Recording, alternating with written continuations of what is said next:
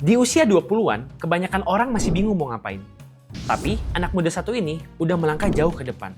Punya bisnis sendiri, jadi investor, dan juga aktif trading. Yang keren, penghasilan dari bisnisnya nggak dipakai untuk gaya-gayaan. Mick malah milih buat cari mentor, belajar money management, dan ngebangun fondasi keuangannya dari nol. Gimana sih sebenarnya caranya buat kelola duit yang benar? Karena gue ngerasa kayak, ini nggak bisa nih kalau misalnya duit gue hilang terus tiap kali usaha.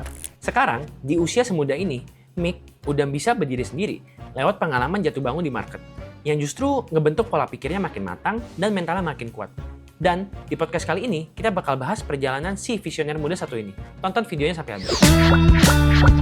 Yuk, COD, cuan on demand.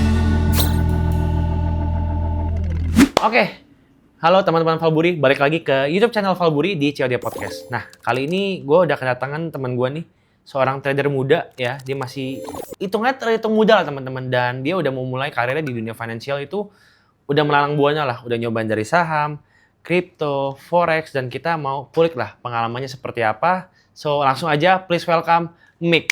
Oke. Oke, so first of all Mick, thank you waktunya. Thank you udah datang ke podcast di kesibukannya. Paling untuk mulai nih, buat teman-teman yang belum kenal, mungkin boleh diperkenalkan dulu. Lu ini background-nya seperti apa, kesibukannya seperti apa, silahkan. Oke, sebelumnya thank you banget nih udah diundang. Ini first time gue podcast nih. First time ya? First time banget. Okay. Salam kenal, nama gue Mikel. Gue seorang trader dan juga content creator. Sekarang gue juga lagi bangun komunitas tradinglabs.id, tempat di mana para trader itu bisa nemuin jati dirinya. Karena gue percaya there is no one size fits all di dalam trading, that's why gue bikin tradinglabs.id.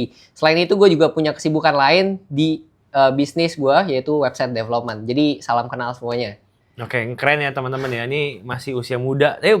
Umur berapa? 22. Nah, teman-teman umur 22 ya kan, udah punya bisnis, lagi bangun community juga. Bangun komunitas. Ya, keren. Ini jarang lah anak muda. Saya sih dulu 22 nggak tahu sih lagi ngapain ya.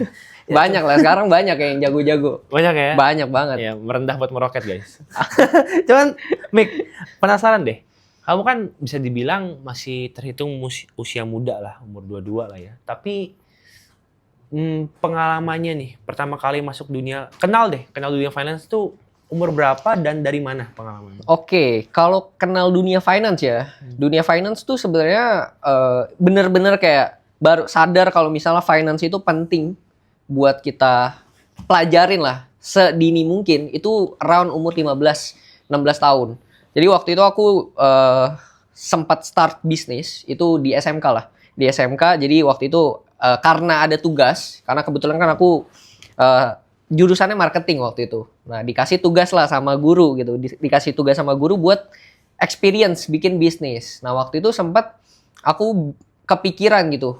Waktu itu apa yang bisa aku start dengan modal kecil, tapi secara market gitu ya, masih oke lah. Belum ada saat itu, belum terlalu banyak saingannya. Nah, waktu itu kepikiran lah bisnis cuci sepatu. Oh, Gitu. Jadi bisnis cuci sepatu itu bisnis pertama di umur 15. Nah, kenapa akhirnya bisa kenal finance? Nah, jadi ceritanya adalah waktu itu usaha jalan lah kayak setahun jalan usaha cuci sepatunya, dari yang awalnya promosin doang ke teman, cuci sepatu cuman pakai odol doang, nggak ngerti apa-apa. Akhirnya belajar ikut kelas segala macam, ikut kelas cuci sepatu, dan waktu itu income umur 15-16 lumayan lah. Waktu itu 3-5 juta. lumayan banget Per bulan. Iya. Nah dari situ kayak mikir, dan baru sadar gitu, oh ini gue dapat duit tiap bulan 3-5 juta per bulan, tapi kok rasanya kayak hilang terus nih duit gue. Oke. Gitu. Nah dari situ barulah cari mentor. Gimana sih sebenarnya caranya buat kelola duit yang benar? Karena gue ngerasa kayak, ini nggak bisa nih kalau misalnya duit gue hilang terus tiap kali usaha. Nah dari situ barulah tahu kalau misalnya kita punya usaha, kita harus pisahin antara uang usaha, dana usaha, sama dana pribadi. Dari situ mulai belajar, cari kenalan, dan akhirnya waktu itu sempat ada satu media yang lumayan terkenal ya, semua orang tahu, ngikutin lah. Dari situ ikut komunitasnya juga, belajar gitu. Jadi startnya sih gara-gara cuci sepatu, duitnya nggak tahu kemana, baru belajar gitu. Wih, menarik. Ini jarang loh. Ya kayak masih kamu umur 15 ya. Cuci sepatu ya kan? Cuci sepatu. Terus bingung duitnya di mana, ibaratnya usia muda dapat duit banyak kan, kaget juga ya langsung. Lumayan kaget sih. Iya, langsung kamu bisa kepikiran untuk muterin duitnya lagi untuk investasi. Tapi pertama kali kalau boleh tahu, Mik, lu ini kenal aset instrumen investasi, Oke. apakah reksadana dulu, deposito, saham kah, atau kripto? Oke, kalau kenal instrumen investasi itu awal-awal pasti saham sih. Saham, karena waktu itu kan hype-nya saham ya. Iya. Ya sekarang baru hype-hype lagi nih saham gitu. Waktu itu ya seperti orang pada umumnya yang baru start pengen investasi, ya apa sih yang dilihat gitu, apa sih yang dicari, pasti blue chip lah. Iya. Waktu itu start, coba deh investasiin ke BBCA gitu. Tapi nggak ngerti apa-apa. Even Oke. kayak waktu itu buka sekuritas saya dibantuin sama orang gitu. Ingat banget sekuritas pertama itu, nggak boleh sebut merek. Nggak masalah, boleh aja. Boleh aja. Ya, jadi waktu itu saham sih, singkatnya gitulah. Iya. Start Oke, boleh startnya dari saham ya? saham. Oke, nah saat lu start dari saham ini kan ibaratnya masih awam juga. Ada nggak Iya. sih struggle awal buat belajar tuh? Apalagi kan ya ke dunia investasi pun bisa dibilang nggak gampang kali ya. Yap. Itu perjalanannya gimana awal-awal? Jujur kalau misalnya waktu itu di dunia saham sih nggak ngerti apa-apa. Maksudnya karena dulu tuh mikirnya kayak ya udahlah investasi nggak usah terlalu difokusin. Yang penting main income-nya nih kita fokusin buat kita lempar ke investasi. Betul. Jadi waktu itu investasinya cuma kayak mikir ya udah apa yang aman ya udah kita masukin ke situ. Dan kalau misalnya ada kayak saham yang lagi hype ya paling aku tanya sama teman aja sih. Oke. Tanya sama teman yang emang waktu itu ada teman umurnya sama mirip-mirip bahkan lebih muda 2 tahun dari aku, dia dapat ratusan juta dari saham. Wih, ratusan juta? Dari saham. Nah, aku tanya sama dia aja, lu lagi masuk saham apa nih? Gue ikutin aja gitu. Cuan nggak? Cuan lah pasti. Oke, itu waktu itu ngikutin Waktu dia itu berarti ya? cuman ikut-ikutan doang. Cuman kayak nggak ngerti apa yang dibeli gitu. Itu jadi kalau misalnya saham sih jujur nggak terlalu ngerti lah awal-awal. Boleh tahu nggak tikernya apa? Saham apa dulu awalnya? Pertama kali cuan dari saham dari apa deh? Pertama kali cuan di saham ya pasti BBCA. Cuman kalau misalnya Oke, menarik. saham selain blue chip ya, Iya. itu ada Bayan waktu itu. Oh, lagi terkenalnya itu ya tambang ya? Tambang, ya. Ngikut-ngikutan temen juga itu. Oke. Ada nggak momen rugi gitu waktu itu? Pas saat mulai di investasi saham itu? Jujur kalau saham sih nggak pernah rugi. Nggak pernah rugi? Nggak pernah rugi. Hmm. Nggak pernah rugi. Jadi emang karena percaya aja sama temen, dia keluar aku ikut keluar, Ya, bareng lah ya. bareng lah. Jadi ikutan temen aja sih. Untung temannya baik loh. Untung temennya baik. Ngajakin keluar bareng. Kadang kan ada yang, bro, gue udah keluar nih. Lah, gue belum keluar gimana? Iya. Tapi ini bareng. Ini bareng. Oke. Awalnya sempat ragu juga sih kayak, masa sih ini orang pengen share beneran gitu. Masa Iya, sih iya. bakalan cuan, ternyata beneran gitu. Iya, iya. Dapat teman yang baik lah ya. Iya. Oke, dari saham nih, kita move forward, itu langsung ke Forex, apa kripto dulu? Kayaknya kamu waktu itu pernah cerita di Instagram, kayaknya sempat ke kripto juga kan? Sempat ke kripto. Dia saham kripto dulu? Saham, abis dari saham ke kripto. Oke. Saham ke kripto kenapa? Karena ya again sebenarnya kalau misalnya trading atau masukin uang ke instrumen lah gitu. Jujur mikirnya sih kayak cuman ya udahlah ada uang yang penting uangnya bekerja gitu kan. Iya. Jadi gak ngerti apa-apa, bener-bener ngikutin orang lah sampai akhirnya kayak tertampar realita. Ternyata kalau misalnya kita bisa cari sendiri ya peluangnya bahkan bisa lebih gede gitu. Dan waktu itu sempat belajar sebelum kayak sekarang trading kan. Itu sempat belajar bahkan sama sempat buka usaha cuci sepatu punya toko. Itu belajar sama karyawanku. Belajar sama karyawan. Dia tuh bawa buku, waktu itu ada yang sempat hype lah ya, binary option itu. Oke. Dia kan sempat jual buku gitu. Nah dia bawa, terus aku tanya sama dia, ini buku apa sih, lu ngapain gitu? Lu ngapain baca-baca buku kayak gini, kerja yang bener aja, lu ngapain trading gitu. Bahkan sempat kayak dulu trading mah buat orang aneh aja lah gitu. Mendingan lu kerja real business ya lu dapat duit lebih pasti dibanding lu trading liatin chart nggak jelas gitu. Yeah. Bahkan belajar dari dia gitu. Dia bilang enggak, ini trading gua gitu. Padahal tradingnya binary. Tapi, oke, dia tuh baca buku soal trading dan dia kan ibaratnya ngajarin Mick juga nih. Tapi Iya. ilmunya beneran kepake waktu itu. Untuk trading apakah memang ilmunya bener? Di samping instrumennya memang ya Ya. itulah ya. Belajar kepake sih dibilang kepake ya enggak juga gitu. Maksudnya kayak dia ngajarin apa sih support and resistance gitu. Kan nggak ngerti kan. Basic technical lah. Basic technical gitu, Oke. belajar sama dia. Oh gitu. Ya udahlah lu. Terus habis itu ya udah lu fokus aja lah kerja yang benar, gak usah trading. Oke, mulai dari sana berarti kenal dunia trading. Kenal dunia trading. Akhirnya kan waktu itu kan Mix bilang mungkin sempet kayak ya ngapain trading udah cincar capek. Akhirnya gimana pengalamannya si Mix ini bisa oke lah, gue kayaknya coba deh iseng dalamin trading. Oke. Jadi dari dulu sebenarnya mungkin kayak kena azab juga kali ya. Azab, kena azab ya. Azab. Iya. Apa ya? Nggak tahu, mungkin apa yang kita keluarin tuh kayak mantul lagi gitu. Feedbacknya balik gitu. Feedback gitu, balik. Ya awalnya sih karena ada waktu itu mentorku. Jadi aku suka belajar lah sama orang gitu ya. Oke. Aku punya banyak mentor. Yes. Jadi waktu itu dia sebenarnya IB. Oh. Dia IB, dia sales broker lah. Dia sales broker. Dia bikin event, terus dia undang aku. Small event. Udah ngaku. Undang aku ya, sebenarnya tujuan dia kan buat ya pengen closing lah mungkin. Nyari transaction. Nyari transaction. Ya udah, terus aku ikut, terus aku ngeliat ini sebenarnya bahas apa gitu. Ternyata dia bahas trading forex. Gitu. Dia bahas trading forex sebenarnya kayak ngeliatin chart itu kayak ini apa sebenarnya, nggak ngerti apa-apa. Tapi dia bilang ini gampang gitu. Ini gampang. Cuman dalam pikiran tuh kayak enggak, ini susah ini bukan jalan gua gitu. Lu suruh gua masuk kayak gini, duit gua hilang gitu. Iya, nggak segampang itulah ya. Iya, nggak segampang itu. Oke. Cuma akhirnya selesai sesi itu ada satu lah kata-kata yang bikin aku kayak klik, bro. Dia bilang kayak ini sebenarnya gua nggak full time, Mik. Gua nggak full time trading. Cuman dari trading ini gue bisa dapat 10 sampai 30 dolar lah setiap hari gitu. Cuman dalam beberapa menit dari trading. I see. Terus dari situ kayak nancep tuh di situ. Masa sih bisa gitu dari trading 10 sampai 30 dolar gitu. Beberapa menit doang gitu. Akhirnya penasaran. Coba cari tahu gitu. Cari tahu, akhirnya ketemu sama teman lama gitu, kebetulan dia trader juga. Terus tanya lah sama dia, bener nggak sih bisa gitu 10 sampai 30 dolar gitu. Karena kan lumayan kalau misalnya 10 sampai 30 dolar aja dengan kayak cuma klik beberapa menit lumayan buat bensin, buat makan, buat ngopi gitu kan. Iya. Ya udah, akhirnya dari situ belajar, tanya sama dia, lu ada kelas nggak? Gue pengen ikut dong. Gitu. Ya udah, terus dia bilang waktu itu sih sempat ragu ya. Cuman aku tanya lagi, ini bener nggak nih? Bisa gitu. Bener nggak kalau misalnya gue belajar bisa dapetin kayak gitu? Dia bilang bisa kalau lu serius gitu. Oke. Ya udah, akhirnya belajar dari situ. Oke. Berarti karena ikut mentor ya, jadi kayak mau ngincer ibaratnya daily profit lah. Daily profit.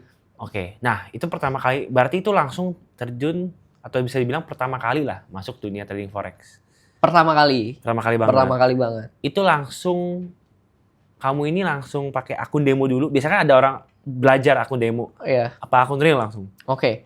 Sebenarnya ini agak lucu sih. Jadi waktu itu kan belajar ya. Ada 12 kali pertemuan.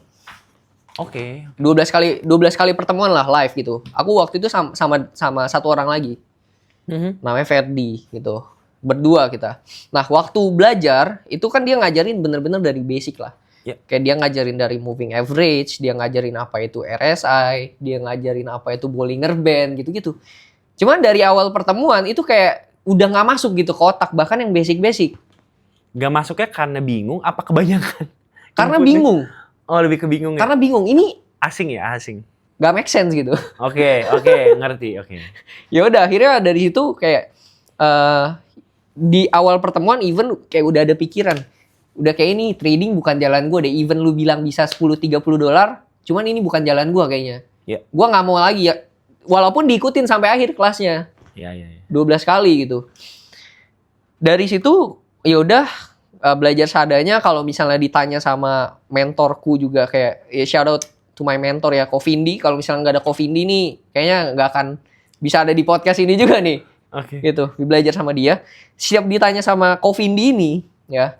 Kayak ngerti nggak Mike?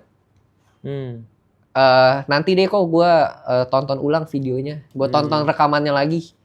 Terus dia bilang biasanya kalau misalnya orang yang nonton rekaman itu biasanya nggak sebagus itulah performance-nya. Ya udah, terus ya udah aku ikutin sampai akhir. Selesai. Belum ada buka akun sih. Belum ya. Belum ada buka akun. Terus cuman ada satu yang bikin ke-trigger, teman aku yang bareng ini, belajar bareng. Dia udah profit kayak 100% dari modal dia. Woi, the beggar. Beggar. Iya. Dari situ mikir kayak, anjir, materi yang... sorry. It's okay. Materi yang kita pelajarin sama. Heeh. Kalau dia aja bisa, kenapa gua nggak bisa gitu? Iya. Ya udah akhirnya dari situ belajar lagi, nonton. Jadi yang harusnya cuma 12 kali pertemuan, tonton ulang semua modulnya dari awal sampai akhir. Setiap satu modul, aku deposit, pelajarin waktu itu moving average, aku langsung trading pakai moving average. Oke.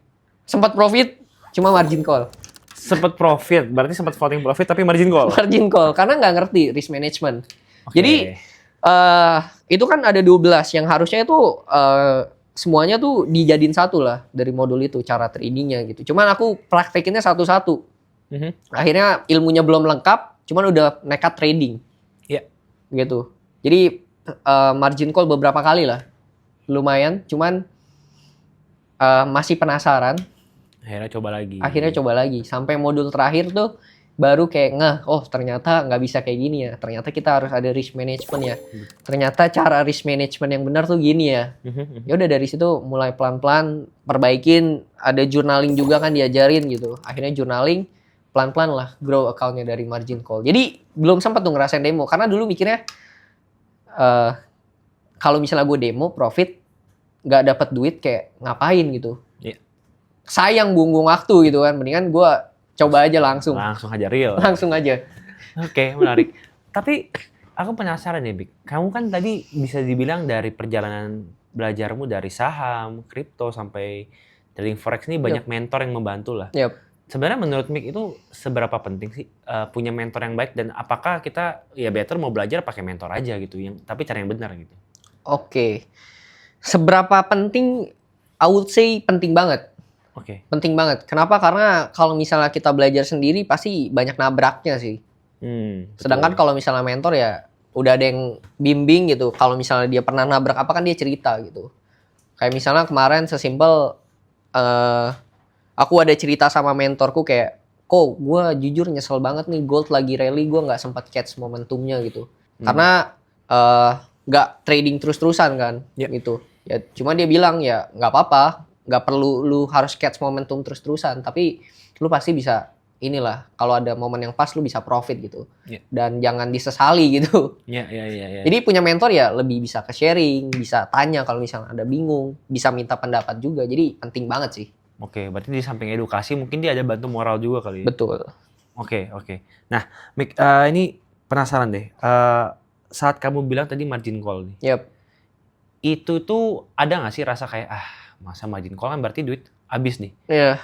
Gimana kayak kamu tuh balikin semangat lagi gitu. Udahlah, ini kan margin call pengalaman pertama. Lanjut deh, belajar lagi. Ibaratnya kan kamu injek dana lagi gitu. Iya. Nah, itu gimana kayak apakah ada momen kayak capek ya gitu. Oke. Pasti sih kalau ngerasa kayak bahkan ya di margin call ketiga mikir lagi udah ini bener deh ini trading bukan jalan gua deh. Sorry, margin call ketiga berarti margin call kamu berapa kali? Di awal-awal itu yang nekat itu 4 kali. Oh, beruntun? 4 kali, ya beruntun. Oh, 4 kali beruntun? 4 kali beruntun. Oke, itu down rasanya? Apa kayak? Pasti. Oke, terus? Pasti, cuman kayak ya udah ini mungkin uang buat belajar deh. Oke. Mikirnya kayak gitu, nggak mungkin nih kayak soalnya nonton di YouTube gitu ya cari. Jadi aku bukan cuman belajar sama mentorku ini, cari di YouTube influencer siapa bilang margin call itu proses, bro. Oke. Iya, ya oke. Gak mungkin orang yang baru trading itu nggak pernah margin call, bro. Jadi oke, coba lagi. Dapat motivasinya lah. Dapat motivasinya lah. Okay. Cuma ya nggak salah juga sih. Okay. Cuma kalau misalnya nggak pernah margin call ya itu lebih bagus lah. Iya bener tuh. Ya. Better cut loss ketimbang margin call. Iya. Oke. Akhirnya berapa lama selama kamu nyoba trading udah berhenti nih margin call kayak udah nggak ada margin call lagi gitu? Berapa lama tuh prosesnya? 3 bulan. Oh lumayan juga. 3 bulan. Lumayan karena tradingnya pun nggak terlalu sering banget lah. Tradingnya kayak cuma 2 kali sehari, jam 12 sampai jam 7 malam. Oke, tapi daily ya? On a daily basis trading? Day trade. scalping lah. Scalping. Tapi posisinya nggak pernah kamu diemin kayak buat besok atau gimana? Jarang sih. Oh, oke. Jarang sih. Berarti trade hari itu selesai hari itu? Trade hari itu selesai hari itu. Oke. Tadi Mick juga ada sebenarnya mention soal karena margin call karena belum tahu risk management. Ya. Nah, menurut Mick nih yang udah investasi di saham juga, di kripto juga, seberapa penting risk management dalam trading forex dan sebenarnya perbedaan risk managementnya seperti apa? Yang kamu tahu nih kayak, oh ternyata di trading forex risk managementnya seperti ini ya? Oke. Kalau misalnya di saham sama kayak di kripto yang aku Bitcoin only, Iya. itu kan masuknya lebih ke investment ya. Betul. Sedangkan kalau misalnya di forex ya kita trade futures gitu. Iya. Bedanya adalah kalau misalnya di saham ya udah aku sisihin berapa dan kalau misalnya dia turun pun ya udah itu nggak akan kenapa-napa, pasti akan ada waktunya dia rebound. Betul. Sedangkan kalau misalnya di forex pasti dulu diajarinnya adalah simple banget sebenarnya. Dari modal kita itu kita berani risk per trade-nya berapa persen. Oke. Buat yang modal yang kecil mungkin risk per trade-nya harus agak lebih gede sih. Misalnya banyak kan orang yang baru mulai trade kayak di komunitasku itu start modal 20, 50 dolar gitu. Mungkin kalau misalnya 1% apakah bisa mungkin pakai akun sen. Konsen ya. Akun sen. Cuman I would say nggak akan berasa gitu profitnya. Iya. Dan pasti akan capek gitu. Jadi mendingan daripada kayak gitu buat yang sarannya buat yang akun kecil mungkin ini agak aneh gitu ya kalau didengar trader profesional mungkin kayak 10% lah lu risk per trade-nya atau 20%. Gedean dikit ya. Gedean dikit. Oke. Gitu. Tapi kalau misalnya lu profit kan lumayan gitu dari modal lu. Cuman kalau misalnya modalnya udah di atas 5K gitu, ya 1% oke lah. 1% ya. 1%. Oke, mungkin Mick biar orang sedikit ada bayangan nih. Anggap deh, aku mau trading dengan modal 1.000 misalnya. Yep. Nah, menurut Mick ini yang better sekali open posisi berapa kira-kira? 1.000. Apakah 0,1 lot atau 0,01 lot biar aman dulu? It depends on ilmunya udah sampai mana sih. Oke. Kalau misalnya pengen buka 0,1 lot dengan modal 1.000, itu menurutku oke banget. Oke banget ya. Oke banget. Aman lah, masih aman lah. Iya. Dengan stop loss ya mungkin kalau misalnya di gold gitu kan 100 pips. Itu masih aman lah menurutku. Oke. Gitu sih. Kalau ya berarti anggapannya gitu lah ya. Hitungannya kayak 1.000 dolar, 0,1 lot masih aman. Masih aman. Jangan kayak tiba-tiba masih modal 1.000 hajarnya langsung 1 lot gitu. Iya, karena kan ya kalau misalnya kita bilang udah modal 1.000 dolar ya lumayan lah, middle gitu, ya? middle. Kalau misalnya masih di bawah 1.000 dolar, mungkin 0,01 still fine atau ditambahin 0,03, 0,05 gitu. Iya, mainnya gitu ya. Mainnya gitu sih. Itu biar menghindari tadi margin call tadi. Betul. Oke, menarik. Terus Mick, biasanya kamu ini trading di forex kan ada beberapa pair lah. Yep. Dari mata uang, komoditi, indeks saham, yang kan ada macam-macam lah. Kamu ini biasa ada nggak pair favorit atau fokusnya di sana aja? Karena kan ada yang ngomong kalau trading forex udah fokus pair ini aja, jangan yang pindah-pindah gitu. Oke. Itu aku setuju sih. Maksudnya dan di awal waktu aku belajar mentorku juga bilang kalau misalnya kita pengen trading itu make sure kita nggak lebih dari 5 pair lah 5 pair yang pengen kita tradingin. Maksimal itu cuma 3. Maksimal 3. Dan pair yang aku tradingin mostly of course pair kecintaan ya kebanyakan trader lah ya. Gold ya. Gold. Terus kedua Euro USD sama GBP USD. Itu aja sih. Cuman ya majornya pasti gold karena paling volatile kan. Iya. Gitu. Jadi tetap ya pair favorit kita semua. Pair favorit. Yeah, gold ya. Gold. Nah, tapi Mick boleh nggak di-share kayak, oke lah, dulu kan pengalaman loss terbanyaknya ya margin call tadi. Tapi belakangan ini ada nggak kayak share loss in nominal ya, in one trade boleh nggak di-share kayak pernah loss berapa nih? Oke.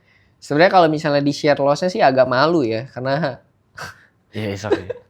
karena jadi ini lucu sih sebenarnya nggak sengaja loss-nya. Nggak sengaja.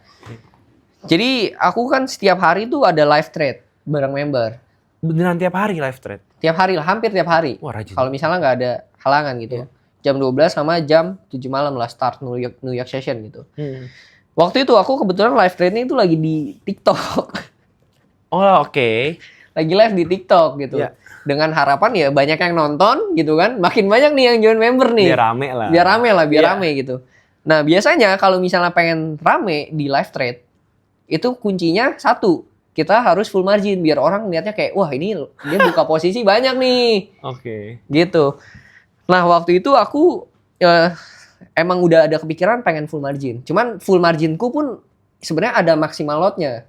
0,1 lah. Kalau misalnya kita buka 0,01 berarti kan 10 layer. Iya. Gitu. Jadi sebenarnya aku tahu risk maksimalnya berapa. Nah, waktu itu ya udah karena ngerasa lagi euforia gitu. Akhirnya ikut-ikutan member, ya udah Bang, tekan aja Bang, tekan Bang gitu. Tekan Bang, tekan. Tekan aja Bang, tekan gitu. Tekan duit orang gue tekan. Udah waktunya Bang. Ya udah karena euforia, ya udah aku tekan dong. Nah, waktu itu kampretnya adalah aku kan live trade pakai laptop gitu. Aku buka MetaTrader juga. Nah, MetaTrader itu kalau buka pengen full margin tuh kayak lama ngekliknya. Oke. Satu posisi confirm, satu posisi confirm, satu posisi confirm. Waktu itu udah buka 4 posisi, 0,01. Terus aku pindahlah ke handphone. Oke. Udah kesel nih kayak, Biar lebih cepet lah. ih lama banget gue Iya. pengen profit gitu. Iya. Ya udah akhirnya pindah ke handphone. Nah, cuman aku lupa. Waktu itu lagi ada account mikro, Oke. lagi challenge. Iya. Account mikro. Aku pindah switch ke account standar. Nah, satu lot di akun mikro itu kan sama dengan 0,01 di akun standar. Betul. Nah, di MetaTrader itu kan gak otomatis keganti lotnya. Setnya as defaultnya ya. Iya, Jadi lotnya kegedean. lotnya kegedean dan itu kayak 6 layer deh. Kebukanya berapa lot, sorry? Jadi? 6 lot. Hah? Satu lot pakai lot 1 tapi 6 posisi. Iya, 6 lot. 6 lot. Satu. Itu lagi buy apa sell kalau inget? Lagi buy. Itu sekali turun begini habis dong? Habis. Hah? Jadi waktu itu udah tunjukin, oke ini gue udah entry nih. Terus pas ngeliat, loh kok udah $100? Terus ngeliat lagi, lotnya 1. Wah habis itu kayak langsung lemes. Pengen cut loss ngerasa, ini masih bisa balik. Nah itu salahnya sih, nggak langsung cut loss. Oh, denial ya. Waktu itu masih floating kayak $800, kayak ngerasa, aduh sayang. floating $800 waktu itu. Floating loss $800 waktu itu. Sorry, kalau boleh tahu modal awal berapa? Itu waktu itu modalnya 5,5. 5,5K. 5.500. Ya, Habis dong. habis. Nggak habis. Akhirnya di 3.000 lah aku cut. Akhirnya cut loss. 3.000 cut. Tapi nggak kena margin call. Nggak margin call. Bukan margin call sih itu, aku cut di 3.000 deh. Iya, jatuhnya cut loss lah. Cut loss. Tapi hampir setengah tuh. Hampir setengah. Sakit juga sih. Hitungan menit lagi. Hitungan menit. Untung sadar loh. Untung sadar. Kayak udahlah nggak bisa ini, nggak bisa. Walaupun abis itu marketnya langsung terbang. Iya. Cuman kalau misalnya ditahan pun ya pasti margin call. Pasti karena itu udah nggak kuat lah. 5 Nggak kuat. lot dengan modal segitu sih. Iya. 6 lot lot. dengan modal segitu sih kayak Nggak nggak akan kuat sih. Nggak kuat. Iya. Kedrawdown dikit pasti habis kan. Habis. Tapi saat itu live-nya tetap lanjut apa berhenti? Langsung berhenti. Oh, udah guys, gue ngamut. Langsung berhenti itu. Bener-bener kayak pas sadar kayak, oh udah langsung berhenti lah. Bener-bener selesai. Selesai. Sorry guys, gue Tapi tetap oke. Itu kan ya cukup ibaratnya hilang sekitar 2.000-an. tiga. Ya, Tiga. bener, Tiga. 3.000-an di waktu dekat kan pasti sedikit Sakit lah. sakit lah. Sakit pasti. Kan kayak kena berasa kan. Berasa banget. Itu akhirnya gimana cara akhirnya adalah kayak bisa let it go gitu. Kayak merelakan ya jatuhnya mungkin. Sebenarnya kalau dibilang rela ya mau nggak mau kan. Udah terjadi nggak bisa diapa-apain. Dan itu misclick lah. Misklik Iya. gitu. Makanya kemarin sempat share juga dihujat tuh di TikTok kayak. Hah? Dihujat karena ya itu mah lu aja yang bodoh, Bro. Hah, sumpah. Iya. Aduh. Terus ada satu media yang repost kayak banyak banget yang komen, emang lu nya aja yang bodoh, kelihatan masih baru trading. Itu kan makin sakit kan, kayak wah, cuman karena mikir ya udah gue udah bisa trading, gue udah bisa profit juga, pasti bisa balik lah uangnya. Betul, ya pasti ada momen bisa balik. Gitu. Iya. Cuman tuh ngeselin juga sih. Udah permintaan mereka kan pemain loss dikatain. Kampret juga. Oke. Tapi setelah kejadian itu masih rajin live trading sampai sekarang? Masih. Oke. Ya udahlah, emang pelajaran juga sih. Dari situ kan akhirnya bisa tahu gitu. Iya. Bisa belajar. Tapi sejauh ini oke lah, kan kamu juga ngurus member lah bisa dibilang. Iya. Biasa penyakit member itu apa sih? Yang menyebabkan mereka kayak mereka loss, nggak profit, apakah nggak sabar, apakah orang yang nggak mau belajar, kan banyak banget pasti orang yang nggak mau belajar maunya hasil instan kan. Nah, bisa problemnya apa sih kalau kamu alami di member kamu tuh apa? Kalau yang aku liatin sih sebenarnya terlalu sering ngeliatin chart sih. Terlalu sering ngeliatin chart. Iya, jadinya kayak keseringan FOMO lah. Chart naik, terbang dikit, dia FOMO. Chart terjun dikit, dia FOMO. Akhirnya dia nggak sabar nungguin momentum, dia langsung entry aja. Nah, itu yang sering bikin margin call. Tapi menurut kamu yang better ngeliatin chart tuh saat kapan aja atau boleh seberapa sering sih? Oke, sebenarnya ini tergantung dari kesibukan masing-masing sih. Oke. Kalau misalnya dia emang orangnya full time trader, ya lu pengen liatin chart setiap jam juga nggak apa-apa. Silahkan lah. Silahkan. Cuman karena aku ada kesibukan lain dan emang aku batasin trade-nya, aku pribadi itu cuma 2 kali lah per hari ngeliatin chartnya. Kayak 3 sampai 4 jam. Saat mau open posisi. Open posisi. Dan aku emang bener-bener sabar tungguin momennya. Kalau nggak ada momen ya udah aku nggak akan trade. Oh, nggak akan memaksakan. Nggak akan maksa. Karena kalau boleh mungkin, tapi kalau saat itu misalnya kamu nggak menemukan trading setup yang bagus, tapi maksa tuh biasa resultnya nggak bisa bagus ini. Gimana, sorry? Misalnya kamu ada sebuah chart nih, kamu lihat, tapi di kamu tuh nggak serak sebenarnya. Kamu ngerasa, kayak trading setupnya nggak bagus deh. Atau trading plan-nya kayak nggak bisa works deh. Tapi saat itu pengen trading aja. Pernah nggak begitu? Pernah. Hasilnya gimana? Loss. Oh tetap loss ya, nggak bisa ya? Biasanya loss. Cuman kalau misalnya lagi hoki ya udah mungkin profit. Oke. Gitu. Itu pun paling kayak cuma mostly kalau misalnya nggak sabar sih pasti loss sih. Nggak sabar pasti loss. Kalau aku ya, pengalamannya begitu. Iya. Karena kan misal kita pengen entry, pasti kan ngeliat dulu biasanya kayak gimana nih. Simpelnya kalau misalnya pengen scalping, kita lihat lah di 1 jam. Di 1 jam biasanya misalnya lagi bullish. Terus ternyata di areanya ini ada area yang oke nih. Sebenarnya buat sebenarnya kita tahu ini lagi bullish, cuman ternyata dia nggak lagi di area support. Ya udah aku nggak akan maksa buat buy. Jadi nggak ngejar harga juga. Nggak ngejar harga. Oke, strategi yang Mik sendiri pakai untuk kita ngomongin time frame lah ya. Oke. Biasa kamu ini pakai time frame, kadang kan ada orang pakai time frame daily untuk lihat tren. Oke. Dia baru masuk ke time frame lebih kecil untuk entry position lah. Oke. Nah, kalau Mik sendiri gimana? Biasanya kalau misalnya yang aku sering pakai ya, karena trade-nya juga cuma scalping biasanya, itu biasanya lihat bias di 1 jam. 1 jam dulu. Trennya kayak gimana, bullish or bearish. Terus kita lihat cari area di 15 minute biasanya. 15 minute or 30 minute lah. Gitu buat cari support and resistance-nya. Terus kita baru cari triggernya tuh di 5 menit kalau nggak 1 menit. Oke. Karena itu scalping kan. Iya. Gitu sih. Jadi biasanya gitu. Oke, berarti kamu lihat dari time frame lebih besar ke lebih kecil lalu pakai support resistance. Yes. Tapi Mik sendiri ada nggak trading mungkin menggunakan indikator, atau mungkin ada orang kan trading juga zaman sekarang ada kayak smart money concept lah atau segala macam. ICT gitu-gitu ICT ya. Mik biasa gimana? Mungkin ini aku sharing sedikit sih. Ini kesalahan kebanyakan trader yang baru mulai. Oke. Ketika kita belajar satu konsep, misalnya kita belajar satu strategi lah, terus strateginya ternyata sempat profit di awal dan akhirnya loss, kita ngerasa kayak strategi kita tuh gagal nih. Strategi kita kurang bagus. Dan akhirnya kita malah cari strategi-strategi yang lain. Nah, sempat ngerasa kayak gitu di awal-awal trade. Wah, ini yang diajarin mentor gue kayak nggak bener nih. Ada strategi yang lebih bagus, holy grail gitu. Nah, ternyata semua strategi itu bagus. Tergantung kita mau sabar atau enggak eksekusinya. Tergantung kita bener-bener analisa atau enggak gitu. Kalau misalnya yang aku pakai personally untuk confluence tambahan, biasanya yang aku high conviction itu aku pakai Fibo Musang. Sorry? Fibo Musang. Musang. Dijelasin nggak apa tuh Fibo Musang? Jadi ini sebenarnya konsep terkenalnya sih di Malaysia. Durian Musang King?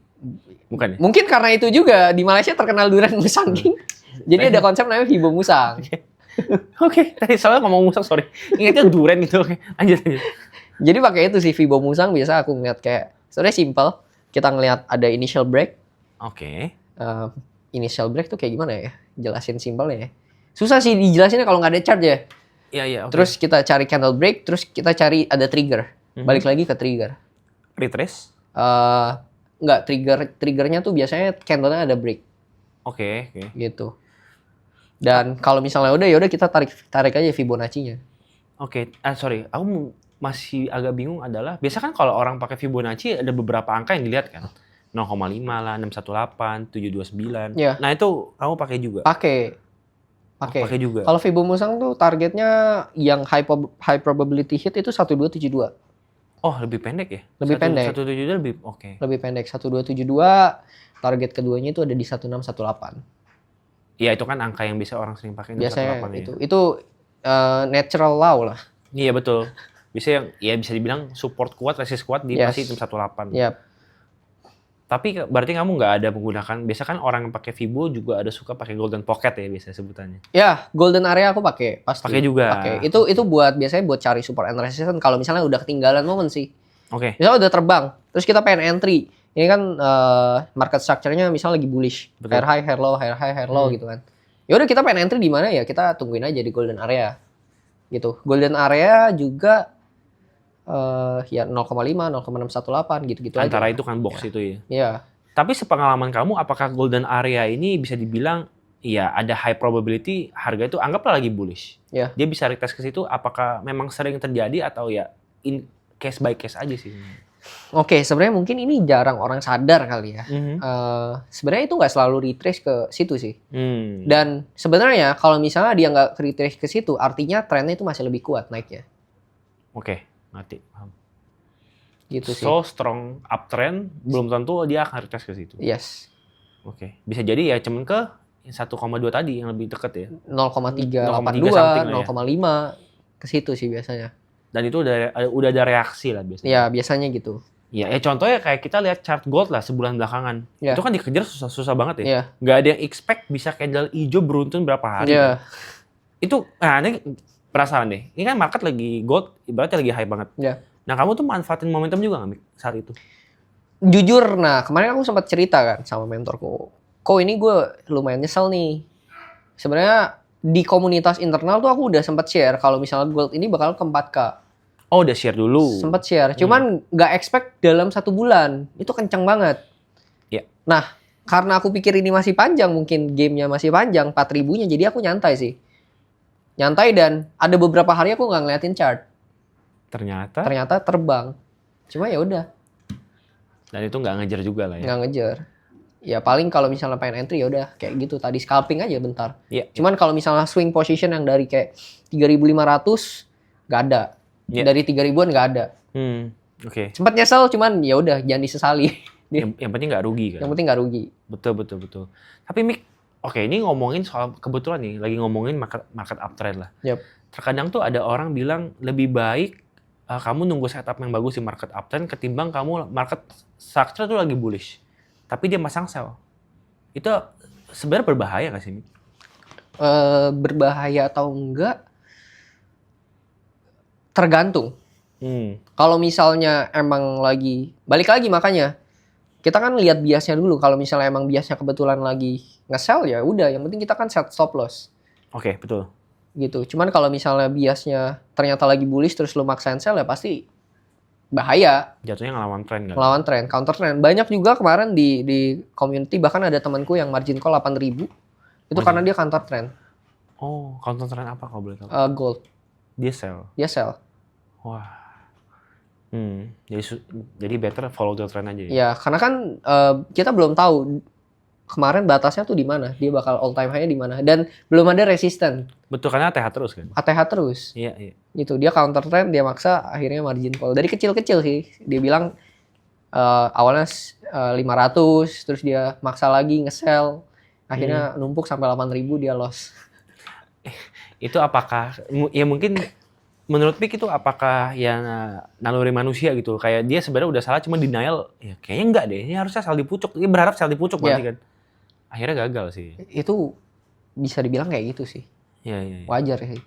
Dan banyak jadi, bahkan Banyak banget. yang trader pro pun bisa juga. Bisa gitu. aja. Iya. Karena buat catch, ada yang bilang kan pisau jatuh ya, atau apalah kalau yang di atas tuh aku nggak ngerti ya. Yang dia berusaha catch the top ya. Catch the top, catch the bottom itu mungkin kalau misalnya lagi hoki bisa. Cuman kalau misalnya pengen terus-terusan sih agak susah ya. Cuman kayak susah kali Mik ya. Kayak siapa yang bisa nebak topnya di mana banget dan bottomnya di mana banget? Sebenarnya bisa. Oke. Sebenarnya bisa. Cuman percaya atau enggak? Misalnya kita tahu nih topnya di mana. Cuman kita mau entry atau enggak? Iya. Gitu. Itu yang susah sih. Itu yang susah. Actionnya yang susah. Actionnya yang susah karena nggak percaya kan gitu. Iya. Kayak masih bisa deh. Walaupun udah ngeliat, aku kan pakai Fibonacci ya. Iya. Fibonacci itu bisa ngeliat kayak Target price lah. Ya. target price di mana gitu. Bisa ngeliat topnya di mana, reversalnya di mana. Kan ada angka-angka tertentu lah. Iya. Cuman pengen entry atau enggak gitu. Ya bisa dibilang kayak kita udah tahu nih, oh area probability dia ada reaksi ya di situ. Iya. Cuman kadang nggak take action aja. Iya. Iya. Itu yang sampai sekarang aku kayak kadang-kadang juga muncul rasa kayak, aduh sayang banget ya. Ya biasa penyesalan selalu datang. Aduh sayang banget ya. Padahal kalau misalnya gue pasang selimit by limit, wah udah berapa itu profit? Iya cuma kan kita bisa ngomong itu karena udah kejadian. Karena udah biasanya, kejadian. Kan? Karena kita tahu endingnya. Iya. Kalau belum tahu kan bingung juga. Iya, Masih betul. abu-abu. Betul. Tapi Mik menarik sih. Tapi kamu ini lebih tipikalnya yang sukanya ya trading pakai money management atau sukanya full margin aja? Oke. Ini baru viral nih belakangan. Sebenarnya kalau aku pribadi jujur aku suka keduanya sih. Full margin. Aku full margin suka. Money management juga suka. Cuman kalau misalnya lebih condong kemana, of course money management. Oke. Karena ibarat kalau misalnya ya yang full margin sih simple sih mikirnya kayak ibarat kita baru belajar nyetir. Terus kita masuk ke jalan tol. Aku anggap ini forex ini jalan tol buat capai ke tujuan kita lebih cepat gitu. Bisa nggak kita capai tujuan kita lewat jalan tol ini dengan pelan-pelan? Apalagi orang yang baru nyetir gitu. Pasti bisa kan sampai ke ujung gitu. Cuman kalau misalnya orang baru nyetir, dia disuruh ugal-ugalan di jalan tol, kemungkinan dia bakal kecelakaan kan lebih gede gitu. Nah mungkin kalau misalnya pro driver suruh kebut-kebutan di tol, mungkin dia resiko kecelakaannya lebih kecil gitu. Full margin aku suka kalau misalnya at least lu udah ngerti lah caranya gimana tradingnya. Lu buy and sell-nya juga nggak sembarangan. Iya. Gitu. Berarti harus lihat case by case lah. Iya. Dia ini mungkin bisa dibilang balik ke risk appetite sendiri kan. Ya. Dan kebanyakan kalau misalnya aku lihat kan sebenarnya orang yang full margin tuh kayak sebenarnya dia nggak ada analisa apa-apa, cuman kayak berharap di percobaan keberapa dia dapat jackpot. Kebanyakan kayak gitu yang aku lihat. Oke. Nah itu yang sebenarnya nggak oke lah. Jadi lu berharap dapat jackpot dengan pencet-pencet terus itu kan bahaya lah. Bisa dibilang mungkin itu ya Mik kali ya. Mentalnya jadi rusak kan. Mentalnya rusak sih pasti. Iya kan ya.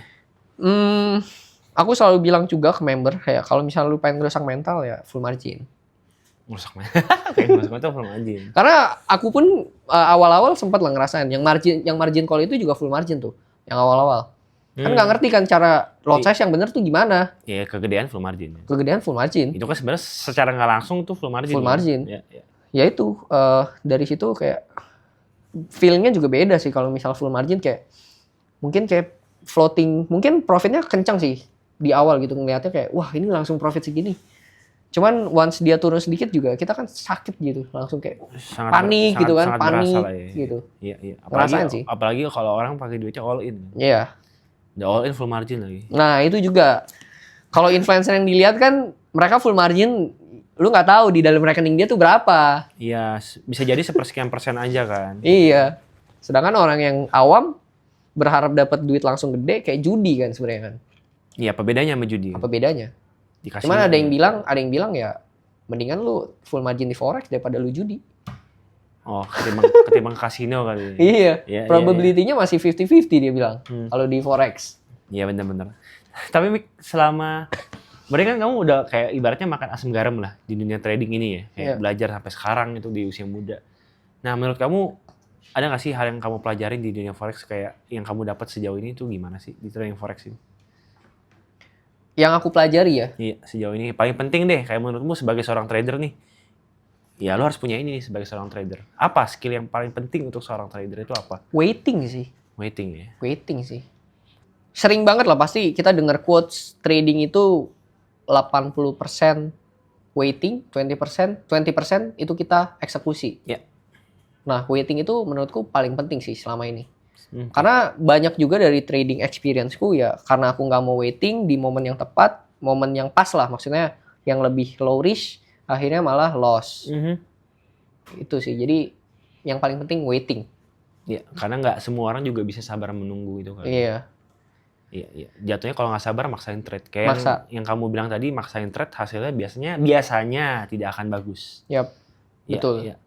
Oke, ini nggak berasa Mik, kita udah ngobrol hampir sejam. Iya, oke. Tapi boleh nggak sebelum penutupan? Oke. Mungkin boleh nggak di-share kayak tips ataupun ya bisa dibilang wejangan atau buat teman-teman Valbury yang masih muda kayak kamu nih, yang mau terjun ke dunia trading ataupun mau mulai ke dunia financial, ada nggak tips-tipsnya kayak mungkin step by step-nya belajar dari mana atau apa? Oke. Kalau misalnya tips cara trading buat pemula itu sebenarnya aku ada, boleh nggak sih promosi channel YouTube? Boleh dong. Boleh ya. Boleh. Aku ada channel YouTube juga, Mik Alexandro. Kalian buka aja. Aku ada bikinin video itu 5 video ya. Itu buat pemula lah. Kalian bisa belajar di situ. Dan kalau tipsnya adalah ya banyak belajar dulu di awal. Mungkin eksekusi ya bisa pelan-pelan lah. Jadi jangan ilmunya masih setengah. Kita langsung maksain, itu pasti probability buat loss sih lebih gede ya. Oke. Gitu. Jadi belajar dulu di awal, punya ilmunya baru terjun. Oke. Berarti punya basic yang kuat dulu. Punya basic ya. Oke. At least support and resistance paham lah. Iya, kadang tuh ada orang ya, aku lihat tuh dia buka posisi, kadang bisa nanya, Kak, support itu apa ya? Lah, tapi udah masuk posisi itu gimana gitu. Berarti basic dulu kuat ini. Basic. Oke. Bahkan ada satu mentorku ya, dia cuma trading pakai support and resistance. Dan it works. It works. Jadi semuanya bakal balik lagi ke support and resistance. Dan kuncinya dari dia tadi, menunggu, waiting. Ya. Gitu. Dan dia make millions of dollars dari support and resistance. Dari trading forex juga. Trading forex. Konsisten. Hebat ya, mentormu sih luar biasa sih. Oke. Berarti tadi itu ya teman-teman ya, kuncinya adalah pertama menunggu dan harus belajar sebelum terjun, belajar basic banget. At least ada fundamentalnya lah kali. At least, yes. Ya. Dan satu lagi, jangan keseringan trading di news. Oh, ketiga, kenapa tuh? Kenapa jangan keseringan trading di news? Karena banyak orang yang trading di news itu kan berharap dapat jackpot. Nah, aku salah satu orang yang berharap dapat jackpot waktu itu. Oke. Jadi cobain 4 kali trading di news, CPI, PPI, NFP, semuanya loss. Karena market sangat volatil ya saat itu. Market sangat volatile dan nggak ngerti gitu. Iya, untuk pemula dihindari lah. Dihindari lah. Iya. Mungkin tradingnya di market mungkin sesi Asia pagi atau mungkin market New York saat nggak ada news kali ya, lebih less volatile kali. Yes. Lebih aman juga ya. Lebih aman. Oke, so teman-teman untuk rangkumannya pertama kalian harus belajar basic ya dari Mik. Belajar basic dulu ya, at least ngerti support resistance ya. At least ngerti support resistance. Kedua harus belajar sabar. Gak semua orang bisa sabar. Dan ketiga, untuk pemula hindari trading saat news lah ya. Untuk pemula yes, karena ya kita nggak tahu market ya, datanya bisa jadi ya nggak sesuai ekspektasi, berbalik arah market kan ya, takutnya nggak siap gitu ya. Yep. Oke, so teman-teman, ini thank you banget Mik udah datang. Thank you banget. Nih buat teman-teman yang mau belajar ya, ini kalian bisa pantau aja baik di Instagram, TikTok, YouTube, Mik ya. Semua namanya sama kan Mik Alexandro ya semua. Mik Trading Lab. Mik Trading Lab. Oke, Mik Trading Lab. Ini juga, Mik juga ada buka komunitas untuk namanya Trading Lab. Tradinglabs.id. Nah, buat teman-teman yang mau belajar trading boleh juga nih kalian pantau juga semua sosmednya. Trading Lab-nya juga boleh dikepo-kepoin aja ya. Yes, thank you banget. Ya, buat yang teman-teman mau nanya langsung aja DM apa? Biar Mik juga makin naik lagi di dunia trading ini teman-teman. Boleh. So thank you Mik buat waktunya. Sampai ketemu di podcast berikutnya. Thank you so much. Thank you. Thank you. Thank you.